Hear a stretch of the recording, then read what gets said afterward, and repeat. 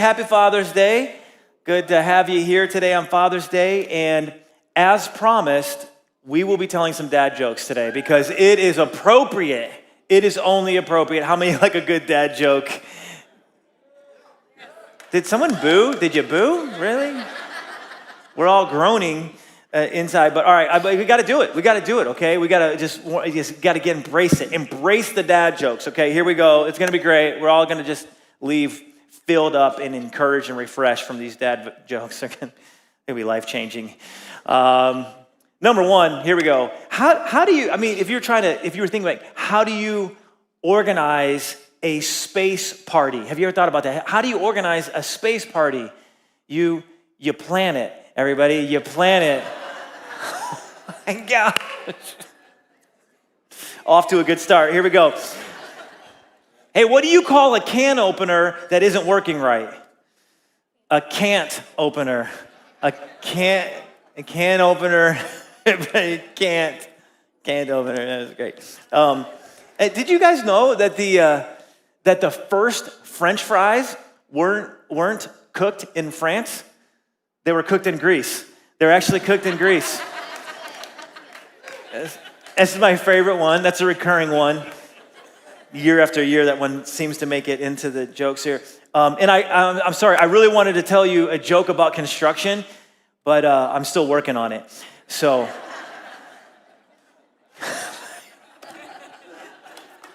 come on, that was just great. Okay, literally, this is a real one. I did this last night. We were driving home, had some basketball games out in Kansas. We were driving home, and Jen was making some chicken quesadillas where the boys and I were talking about, like, oh man, this could be great. We get home, and Titus was like, I want some mac and cheese. And I looked back and I said, that sounds like a Gouda idea. Come on, somebody. Gouda. That sounds like a Gouda idea. No? Not even okay. Anyways, all right. Can I have all the fellas stand in the house? All right, if you're a guy, would you stand with just all across this room? We want to take a minute. We want to honor the guys on Father's Day. And the reason we want to do that is because our world is kind of anti-guy right now. And we need the men to be men. Can I get an amen? And I just want to say to all the fellas in here, thank you for being here. Thank you for leading well. Thank you for leaning in. Thank you for following Jesus. Thank you for being an example. I know you're not perfect. I know you've got stuff. I know you're sorting it out, but thank you for trying. Thank you for leaning in. Thank you for giving it a shot. Thank you for showing up. Thank you for being a dad, a brother, an uncle, a son. Thank you for doing your part, and keep on keeping on because it is worth it. And we are with you. We're with you. Yeah. All right, before you're seated, find a few guys and just punch them in the face real quick. Just punch them right in the, just do it. Just do it. We'll pray for healing.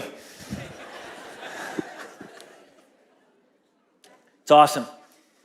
One of the things about my dad, I love my dad so much, and I'm so thankful for him.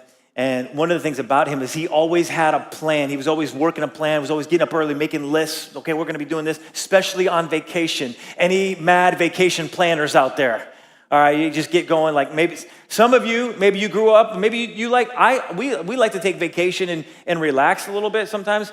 Although I do delineate vacation and family trip. If the kids are going, how many of you know it's a family trip? And it's not vacation, it's work. It's actually more work than work, turns out, many times. But my dad, when we would go on vacation, he would always have it all scripted out. And especially when we went to Disney. It was the big Disney trip, family Disney trip. Had it all planned out. We were up 5:30 in the morning. Had it planned. We were at the gates, ready, waiting for the workers to open it up. Had every minute accounted for. We're gonna go here, we're gonna do this, we're gonna go there. I was like, Dad, shouldn't we enjoy this? Shouldn't we actually have fun? And he said, there is no such thing as fun at Disney. I think he was just out to make it so that Walt himself was like, man, those Obremskis really did it to us. They really did a number. They got their value out of this, and I just never understood it. until I became a dad and went to Disney. I did the exact same thing. I was like, we're getting up early. We're going to get out there. We're going to stay until the park closes. They're going to kick us out because you got to have a plan. And that's exactly what we see in our next passage in Matthew. We're just going right through Matthew's gospel. Matthew chapter 21. If you're taking notes, the title of today's message is The Father Always Has a Plan. The Father always has a plan. Come on, somebody, just say, He's got a plan. The context of this is we've been going through this Gospel of Matthew verse by verse over the last year and a half, and we're actually getting a really good view of who Jesus is and what Jesus was like. And it's absolutely amazing. And verse by verse, you're hearing his words, you're hearing what he's about, actually what he did. It's actually been completely transformational. For me personally, like it's been awesome just going verse by verse through these passages. And over the last few weeks, we've seen Jesus is telling his disciples that he's going to the cross. If you've been paying attention, he's telling them, like, I've got to go to the cross. I've got to go to Jerusalem. I've got to be handed over to the elders. I'm going to die, but on the third day, I'm going to raise back to life. He's telling them this. He's walking them through this story. So it's like, we're going to Jerusalem. We're going to Jerusalem. Going to Jerusalem. Well, in our passage today, they get to Jerusalem. This is it. This is the time. We're only in chapter 21, but in just a few chapters, this is actually going to happen. The redemption of mankind is going to take place. And it's been this big buildup. And what this is it's Passover week. It's Passover week. Passover week was one of 3 Jewish festivals that the Jews celebrated. And it was a significant one because it remembered one of the most significant moments in Israel's history. You guys remember Moses goes to Pharaoh, let my people go. Yeah, that whole moment right there. And Moses asked Pharaoh to let the people of Israel go. Pharaoh says no, and God sends plagues, right? 10 plagues total. Flies, gnats, frogs. I mean, can you just imagine can you imagine just frogs everywhere? I mean, it would just be terrible. And it was water turning into blood, the Nile River turned into blood. They all culminate in the last plague, which is the plague of the death of the firstborn. And it's going to be for everybody, except for those that sprinkle a little bit of blood from the lamb that they cook on their doorpost. And so they're gonna take a lamb that is spotless. It's a male lamb, about a year old. And they're going to sprinkle the blood from the meal over their doorpost, and the angel of death is going to pass over their house. And of course, we know that's exactly what happens. That the whole nation of Israel is protected. All of those that scatter this blood on their doorpost, the death angel passes over, and finally, and what happens in Egypt is all of the firstborn children die. The nation is just devastated. Pharaoh he's enraged. He finally lets the people go.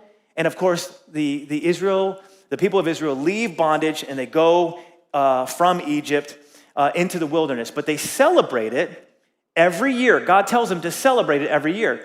And so people from all over Israel would come to Jerusalem and they would celebrate Passover by having this Passover meal, which looked like, again, the slaughtering of a lamb. And at the beginning of the week, they would take a lamb. They would have to select it.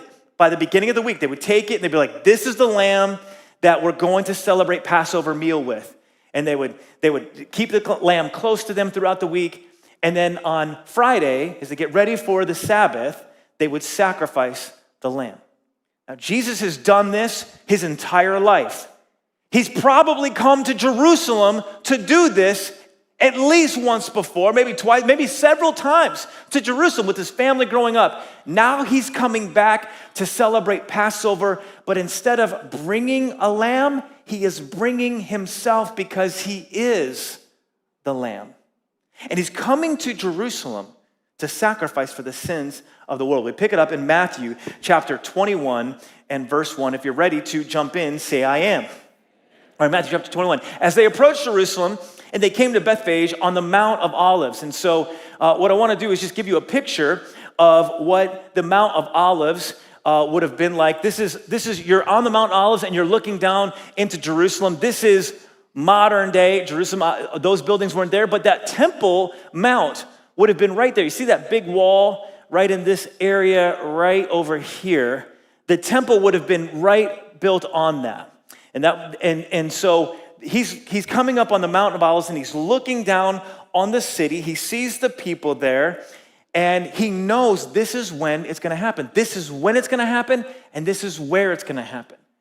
As he's looking on Jerusalem, he tells his disciples, look at this in verse 1. He says, he sent 2 disciples saying to them, go to the village ahead of you. So there's a village between where they are and Jerusalem.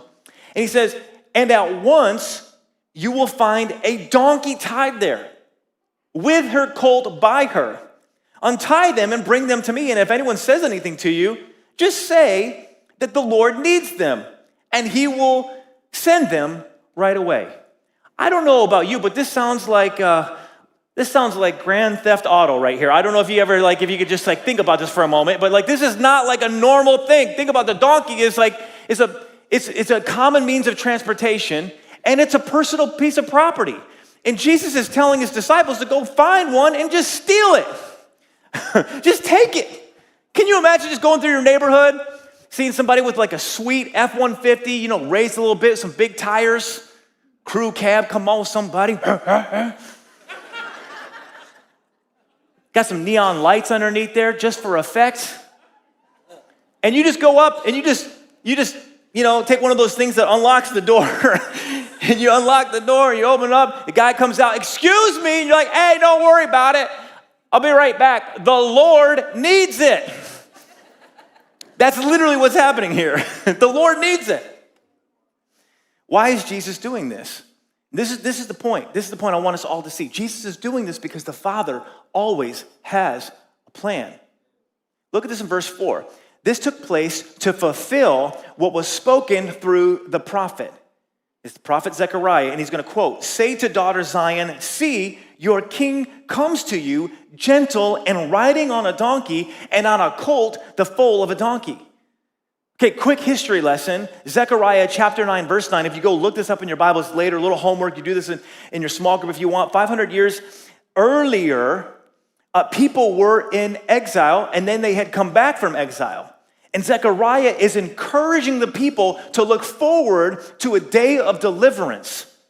And he has these dreams and these prophecies, and he's like, hey, there is going to be a day of deliverance that takes place, and it's going to look like a messianic kingdom.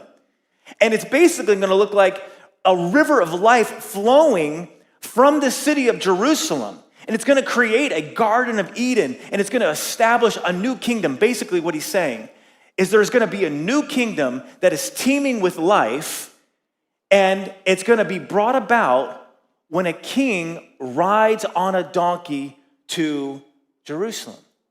So Jesus is fulfilling this prophecy, and he's orchestrating this to fulfill this prophecy. Verse 6, the disciples went and did as Jesus had instructed them. In fact, in Luke's gospel, it tells us that they went to take the donkey, and there were people who were like, hey, what are you doing? And they're like, the Lord needs it. And they're like, oh, okay. As long as the Lord needs it. I mean, literally, it happened just as Jesus said it would happen. So they find a donkey. In verse 7, they brought the donkey and the colt, and they placed their cloaks on them for Jesus to sit on. And a very large crowd spread their cloaks on the road. So you have all of these people who are coming from the countryside with Jesus. They've seen what he's done. They've been a part of his teaching. They know there's something uniquely special about this guy. And so they're coming, they're celebrating. They take these palm branches and they spread them on the road. Verse 9, the crowds that went ahead of him and those that followed shouted, Hosanna to the Son of David. Blessed is he who comes in the name of the Lord. Hosanna in the highest heaven. Do you know what they're doing right here? They're worshiping. They're worshiping in part because they realize that he is in fact the Son of David. He is the promised one, the Messiah, who had been foretold to come to bring in a new kingdom, to bring in this thing that Zechariah had talked about, new life and grace and peace and joy, and they're excited about it. So they're worshiping because they recognize who he is, but they also recognize what he has done. Luke's account of the same passage says this: the whole crowd of disciples began joyfully to praise God in loud voices for all the miracles they had seen. And they said, blessed is the King who comes in the name of the Lord. Peace in heaven and glory in the highest. So they see what God has done. They recognize that Jesus is the Messiah, and all they can do is worship. Church, this is what we are made for right here. We are made to recognize who Jesus is, the Son of God, and we are made to worship him for all he has done, to be filled with awe, to be filled with wonder, to be overwhelmed with joy. But not everybody's excited about it. Look in Luke chapter 19. Some of the Pharisees in the crowd said to Jesus, "Teacher, rebuke your disciples." He says, "I tell you," this is Jesus saying, "if they keep quiet, the stones will cry out." He's saying God is meant to be worshiped. And Jesus is saying, I am God. This is good. This is appropriate. And he's saying, man, if my people won't worship me, creation will. Creation will. That's why we sing that song. We sang it last week. This is freedom. Ain't no rock, ain't no rock, I'll leave it, the worship leading to Bert. Thank you very much. But that's the point. Ain't no rock is basically saying, I'm not going to let a rock have to do the praising for me because I recognize who he is and I recognize what he's done and I am going to worship him. So here's, as he approached Jerusalem, verse 41, and he saw the city, Jesus weeps over it. Because some people are worshiping, but some people are missing it. Look at this. He said, if you, even you, had only known on this day what would bring you peace, but now it is hidden from your eyes. He's saying, I wish you could get it. Some of these people are getting it. They're laying down their cloaks, they're laying down branches, they're singing songs, they're dancing. But so many others are completely missing it. Back to Matthew, verse 10. When Jesus entered Jerusalem, the whole city was stirred and asked, who is this? And the crowds answered, it's Jesus, the prophet from Nazareth in Galilee. Check this out. Some people said he's the son of David. Some people said he's the Messiah. Some people were able to see the plan of God being unfolded just as God had said it would happen. While others were lost, they're completely missing it. Saying, nah, he's just some dude from Nazareth.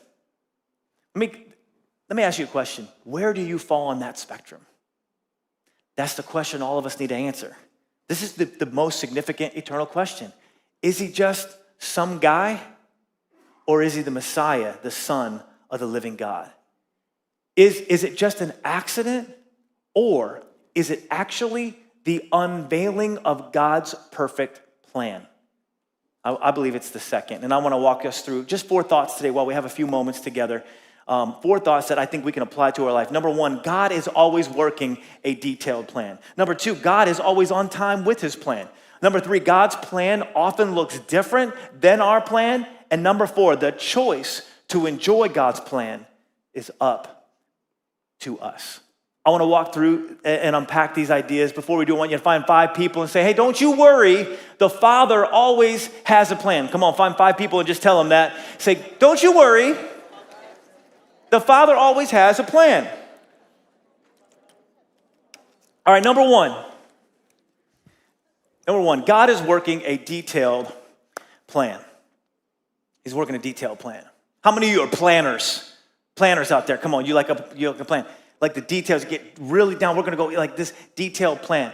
When we were building our building, I'm going to ask Nathan and Alan to come up on the stage. When we were building our building, I loved coming out and looking at the facility and walking through, and there was always a set of plans that were out on a table, and all of the, you guys can stand right here so everybody can see it. There it is.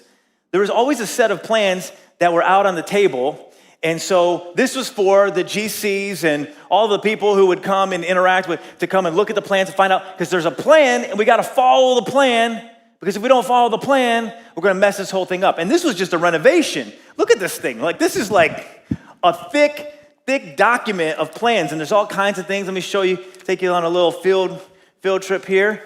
This is the auditorium, and this is a thingamabobber over here, and this is a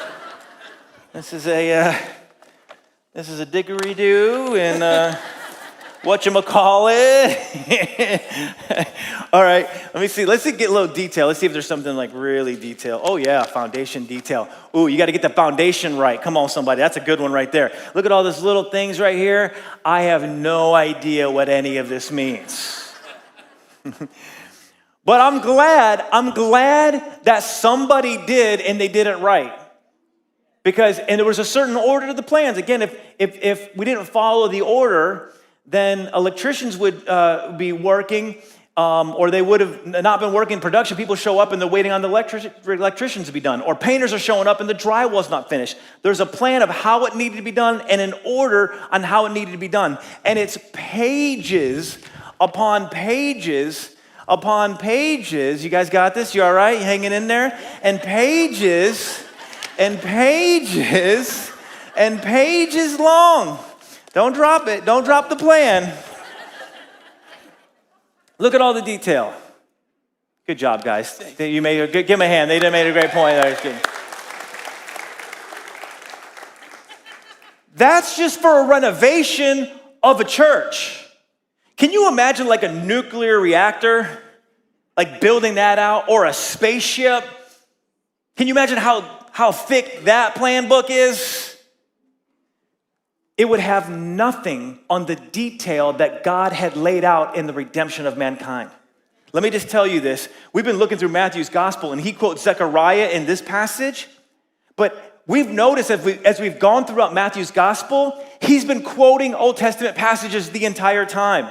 He alludes to the Old Testament 102 times, and of those, 49 are direct quotes. All of it is to show us that God is working a much bigger plan than we could have ever imagined. Church, there is always a much bigger story being had. From the very beginning of time, God has been putting things together. He's been orchestrating a plan of life, a plan of vitality, a plan of redemption, a plan of grace, a plan to take us out of our messes and to bring us up out of them. The Bible is full of these messianic prophecies. In the Old Testament, constantly looking forward to a Messiah who would come. In fact, there was a mathematician named Peter Stoner who counted the probability of one person fulfilling even a small number of them, 48 of them to be exact. And if one person would fulfill 48 of the prophecies in the Old Testament, the chances of that, the probability of that would be 1 in 10 followed by 157 zeros. Come on, somebody. That's crazy. Jesus didn't fill 48. He fulfilled 324 prophecies. Exactly. God's plan being laid out, unveiled, impossible, incredible, unimaginable. It's because God has a plan and he is working his detailed plan out. And you know what? You are a part of his plan. You are a part of his plan. God has made you in his image, and he is working his plan, the same plan that he worked through Abraham and Moses and Joseph and David and all of the Old Testament kings and all of their shortcomings and all of their mishaps to bring about this one moment where there would be a king who's entering Jerusalem on a donkey as prophesied to demonstrate to you and I that God is working a plan, a very detailed plan, because the Father always has a plan. I want you to know this. God has a plan for your life. You are not an accident. You're not an accident. God has a plan for your life, and he has given you giftings, and he has put you in this place for this time, for his purposes, and our job is to find it. Our job is to find, God, what do you have for me? Where do you want me to go? Because I know that you do have a plan for my life. Let me just tell you, You might be in a situation where you're saying, man, I don't know if there is any plan. There is a plan. You might be feeling like your life is very out of control right now. Let me tell you, there is still someone who is in control, and his name is Jesus. He's been in control the entire time, and he's still on the throne. And he has a plan for your life. God has a very detailed plan. That's first thing. Second thing, God is always on time with his plan. He's always on time with his plan. I like things to happen now. Anybody else relate to that? Anybody else ever bought anything on Amazon? Come on, raise your hand. Have you ever bought anything on Amazon? Have you ever been tempted? You don't spend the $25 limit to get it like same day or overnight, and you're at $16, and all you need to do is spend another $9, and you can have it overnight. You don't need it overnight, but why not when you can have it now? Spend a few extra dollars. Come on, anybody ever done that? Am I the only one? I'll start looking for stuff. I'm like, do we need toilet paper? Do we need paper towel? Surely. No, we've got a whole garage full from the 6 other times that you've done this. Human nature is that we want things now. These disciples have been wanting to escalate Jesus' timeline over and over again. In fact, even when Jesus began his ministry, what did he say to his mom? When his mom says, hey, that the wedding feast, you're like, hey, can you do something about this? Like, we've run out of wine. And what does Jesus say? My time has not yet come, right? He's been saying it the whole time. The disciples, in fact, in John chapter 7, Jesus' brother said to him, leave Galilee and go to Judea so that your disciples there may see the works you do. No one who wants to become a public figure acts in secret. Since you are doing these things, show yourself to the world. For even his own brothers did not believe in him. Therefore, Jesus told them, my time is not yet here. For you, any time will do. Isn't that true? For us, we want things now. We want things in our time frame. We have a time, and it usually looks like now. God has a time, and it usually looks like you got to pay attention. You got to listen because God's time might be now. It might be tomorrow. And it might be not for a long time. But what we want is not our time, but what we really want is God's time. Let me just say, you don't want your timing. You don't want your timing. You think you want your timing. I think I want my timing, but really we don't want our timing. We want his timing because God's timing is perfect. And if we rush it, we're going to miss it. Man, I've experienced this so many times in my life. Things I was praying for, things I was asking God for, and they didn't happen in the time that I thought, and I was frustrated in the moment, but I was much gladder after the whole thing took place because God actually brought about a better thing for me in his perfect timing. Anybody ever experienced something like that? I remember when I was younger, I was 21, 22, and I was just begging God. I was single. And it felt like for an eternity, I was like, God, I'm 22. I want to be married so bad. It just feels like I've been single for so long, 22 years. God, don't you see my misery? 23, I'm just praying, God, please. Oh, God, this is terrible, being single. Oh, God, you hate me clearly. Praying for a wife.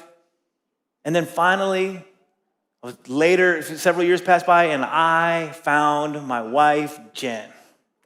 It was so good. Thank you. That's so great. Thank you. Who is 6 years younger than me? So how many know when I'm praying that prayer at 22 years old?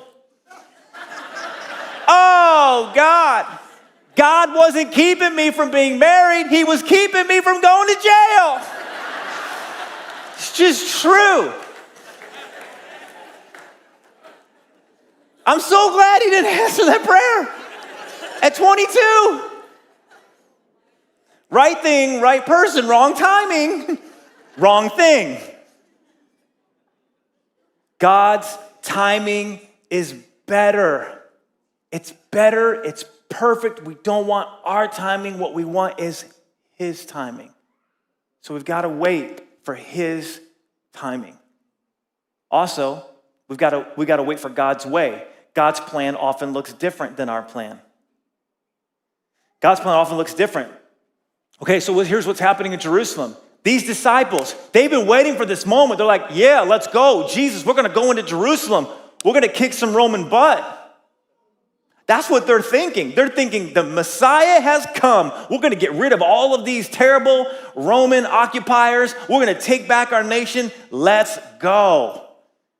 And they're expecting Jesus to maybe get some swords, a couple of nunchucks, Chinese stars. They're expecting him to maybe get on a horse, chariot. Let's get some cool battle armor. You know what I'm talking about? Let's go in here, Terminator style. They're thinking this is going to be incredible. Let's get after this thing. And Jesus is like, yeah, let's do this. Let's go get a donkey. And they're like, I'm sorry, did you say donkey? How many know donkeys aren't very impressive? They're not like wow animals. They don't do what you want them to do a lot of times. And they're not very fast, and they're not very tall. On the other side of the city, Pilate was coming into Jerusalem. Pilate was on his way to Jerusalem, Pontius Pilate. And he was coming to Jerusalem on a horse, surrounded by centurions with swords, polished leather, looking tough, together. Jesus on the other side of Jerusalem is coming in on a donkey.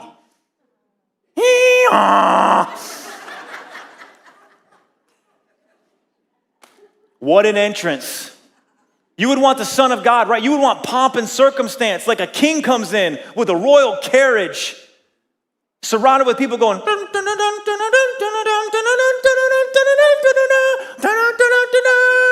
Jesus coming in like this. Like that's what you think.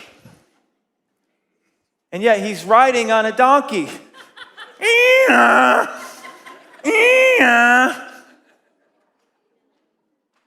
Looks different.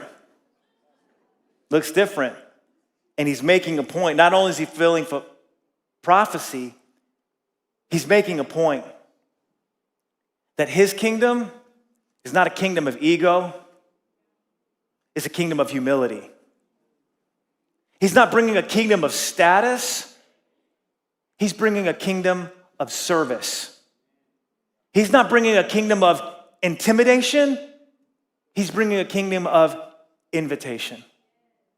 And it's interesting because we kind of like pomp and circumstance. We like obsessing over the royal family or stuff like this. We like it. But how many know when you get close to someone who's super intimidating, you don't want to get close to them because they're intimidating.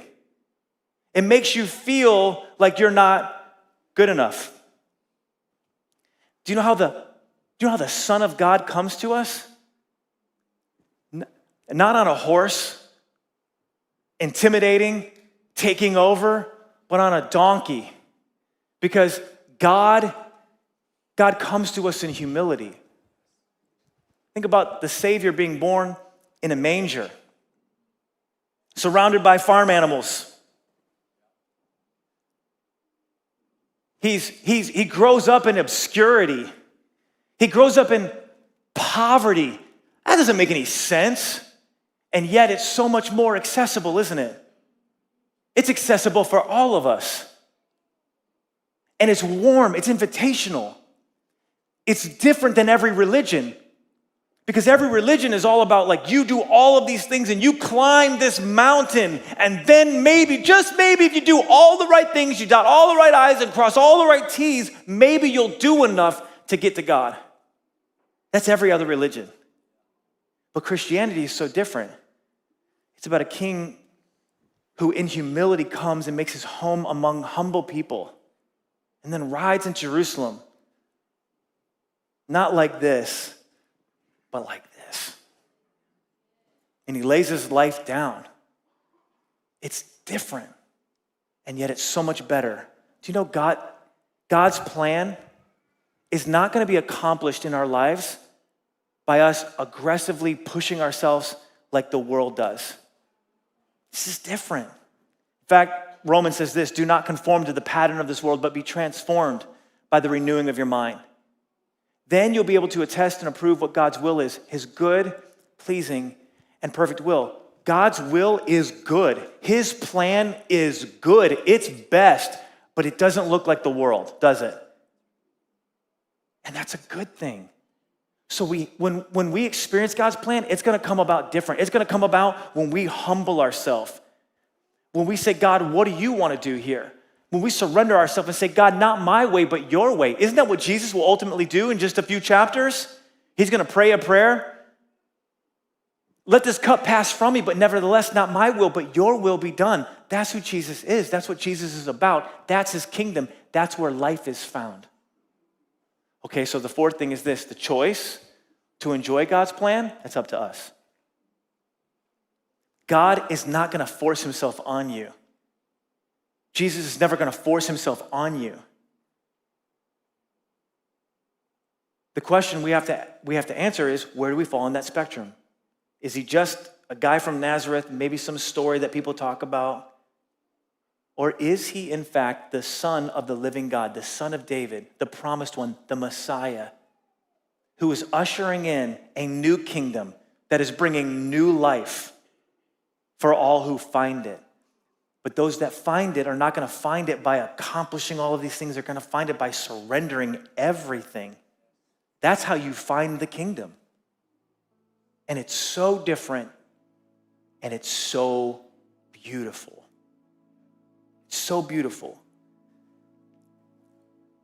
So where do we fall? Do we trust it? Do we believe it? Are we willing to say, God, I want to experience all that you have and all that you are, and I'm willing to lay my life down? I'm willing to believe that you have a detailed plan. Because I've seen the evidence. I've seen enough. Oh, and by the way, all of the disciples who watch this plan unveil will they'll give up their lives for it because they saw it in person. They're like, this is real. Will that level of faith just begin to permeate our heart enough to say, God, I trust you? And I'm gonna trust that you have a plan for my life. I'm gonna trust that your timing is best. And I'm gonna trust that your way is better. Maybe you're going through something that's difficult as it relates to your family, your finance, situations not working out how you think they should. Are you approaching it with an open hand that says, God, not my will, but what do you have? Are you inviting God in? This passage here is an invitation. It's an invitation for us just to take a few moments and say, God, I invite you in. I surrender control. I give up my desire and my need to control, and I trust. Are you willing to do that? Or maybe you're here today and you're away from God. If you're just straight up honest, you're like, man, I don't have a relationship with God. I'm not close to the Lord. I don't know God. I don't sense his presence in my life. Today is an invitation to come and experience what Zechariah prophesied 500 years before Jesus ever came. A river of life flowing in your heart that's not driven by the world's desires, by greed and selfishness and arrogance, but one that is brought about by humility and surrender and sacrifice, and it is so much better. Are you willing to trust God for that? Because if you'll just give God a chance, he will meet you right where you are and bring you up out of your situation. Bring you up out of your sin and your selfishness and allow you to experience salvation in Christ. This is what we have. And it happens when we trust. It happens when we believe in the gospel.